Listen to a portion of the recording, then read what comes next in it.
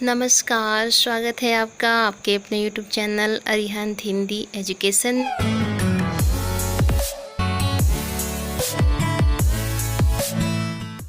पाठ्यक्रम क्यों घटाए गए हैं 30%? ये आप अच्छी तरह जानते हैं कि का जो वैश्विक महामारी चल रही है उस वजह से आपके सत्र 2020-21 का जो है कक्षा नहीं संचालित हो रहा है। इस वीडियो में 30% कम हुए पाठ्यक्रम के बारे में बात करेंगे और क्या पढ़ना है आपको 70% के अंतर्गत, उसकी भी इसमें चर्चा होगी। तो देखिए, जो पाठ्यक्रम कम किए गए हैं वो आपके गद्य के लिए है क्या लिखूं, पद्मलाल पुन्नालाल बख्शी जी का है। उसके बाद रामधारी सिंह दिनकर जी का है ईर्ष्या त्यों न गई मेरे मन से। उसके बाद जयप्रकाश भारती जी का है पानी में चंदा और चाँद पर आदमी। तो ये गद्य के 3 जो चैप्टर हैं ये हटा दिए गए हैं सत्र 2020-21 के लिए। और काव्य में देखिए सुमित्रानंदन पंत।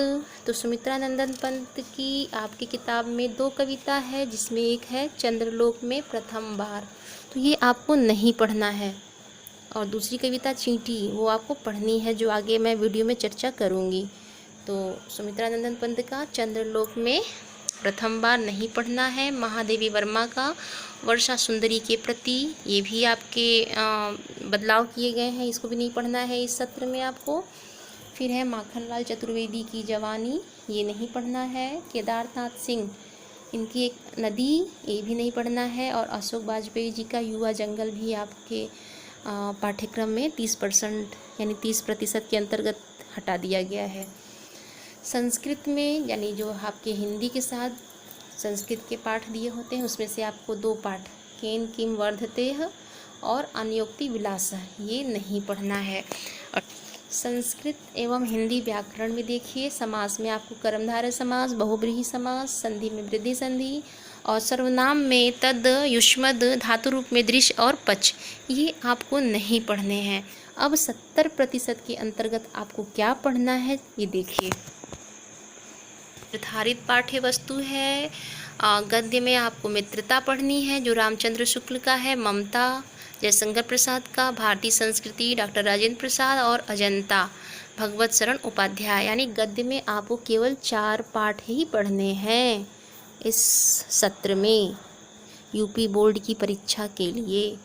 उसके बाद देखिए काव्य में देखिए सूरदास के पद पढ़ने हैं, तुलसीदास का धनुष भंग और वनपथ पर, रसखान का सवैये और कवित्त, बिहारी लाल की भक्ति और नीति, राम नरेश त्रिपाठी का स्वदेश प्रेम, मैथिली शरण गुप्त का भारत माता का मंदिर यह, महादेवी वर्मा का हिमालय से, सुमित्रानंदन पंत का चींटी। अभी हमने ऊपर जिक्र किया है कि चंद्रलोक में प्रथम बार नहीं पढ़ने हैं, लेकिन इनकी चींटी पढ़ना है।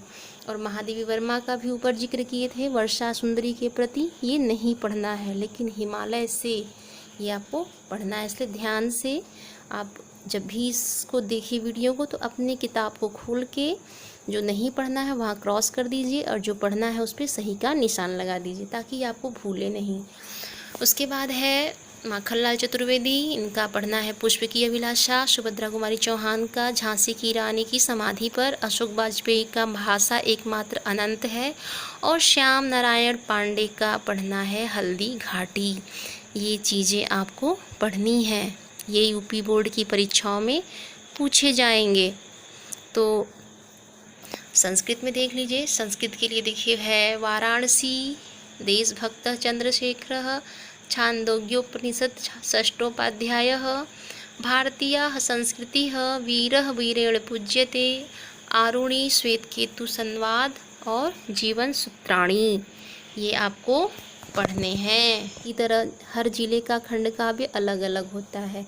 मुक्तिदूत पढ़ते हैं यदि आप आगरा, बस्ती, गाजीपुर, फतेहपुर और बाराबंकी या उन्नाव के हैं तो।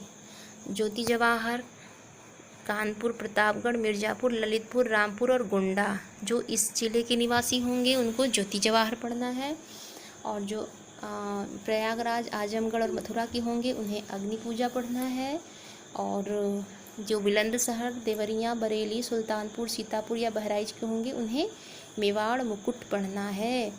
फिर लखनऊ, सहारनपुर, फैजाबाद, बांदा, झांसी और हरदोई यहाँ के विद्यार्थियों को जय सुभाष पढ़ना है।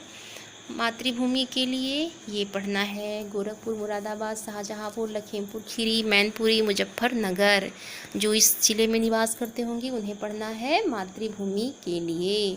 उसके बाद देखिए अलीगढ़, जौनपुर, बलिया, हमीरपुर, एटा जो इन जिलों के निवासी होंगे वो कर्ण पढ़ेंगे, और जो मेरठ, फर्रुखाबाद, पीलीभीत, रायबरेली के निवासी होंगे वो पढ़ेंगे करमवीर भरत।